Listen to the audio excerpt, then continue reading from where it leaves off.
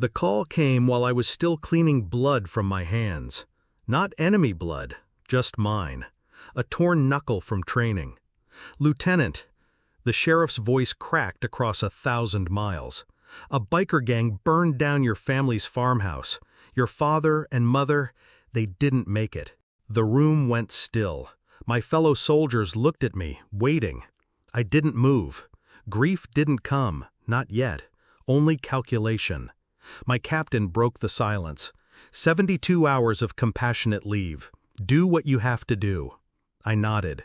The gang had 30 members. I had 72 hours. That gave me just over 2 hours per man. When I landed back home, the air smelled like smoke and ash. The farmhouse was gone, reduced to a black skeleton on scorched soil. The sheriff met me at the ruins. His face was tight, avoiding my eyes. They call themselves Iron Sons. Drugs, guns, women. Locals are terrified. Nobody talks. They own this town. I stared at the ground where my parents once stood. My mother's kitchen. My father's worn-out chair. Gone. 30 men. And still, something felt wrong. The fire hadn't been just rage. It had been precise. Windows smashed. Entrances blocked. Gasoline spread where escape would be impossible. This wasn't wild vengeance. It was execution. Someone gave the order. Someone made it personal. That meant betrayal. I didn't storm in, guns blazing. That wasn't my way. I started with silence. Observation. I watched the bars they drank in, the trucks they drove, the women who lingered at their tables. I followed the tattoos inked across their skin, every patch, every symbol. But one thing gnawed at me. My father.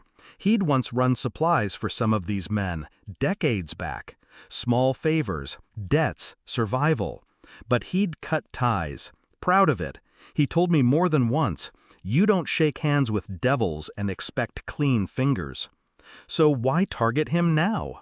At night, I went through what was left in the house. The safe was untouched, jewelry still in drawers. But one file was missing: my father's records, bank slips, land deeds. The gang hadn't burned this place for fun. They burned it to erase something. When I checked property transfers, the truth bled through. 2 weeks ago, a contract was signed. My parents had been fighting in court against a development company. A deal for land, the same land our house stood on. And the signature on the opposing side was my wife. The paper shook in my hand, not from weakness, from rage held still too long. She hadn't just signed against my parents. She'd partnered with the same company that bankrolled the Iron Sons. I didn't confront her immediately. I waited. That evening, I walked into our kitchen. She was at the counter pouring wine, smiling, casual, like my world hadn't burned to the ground. I set the file down between us, the signed contracts, the transfers. Her signature looped in black ink. Her smile died. Color drained. I can explain." I said nothing. Her words tumbled frantic. "They offered money, security. I didn't think they'd—" She stopped herself, but it was already too late. She knew. She'd always known. And in that silence, she realized I hadn't come home to grieve. I'd come home to calculate. I didn't raise my voice. I didn't throw things. That wasn't my revenge. I simply leaned closer, my words like glass cutting the air. They didn't just burn a house. They burned the people who raised me. And you held the match. Tears welled. Her hands trembled on the glass stem. "Please, I slid the documents across the counter. Every name, every number, every tie you made. I've already handed it to the sheriff. And federal agents." Her face broke. "No, your friends will turn on you first. The gang doesn't protect liabilities."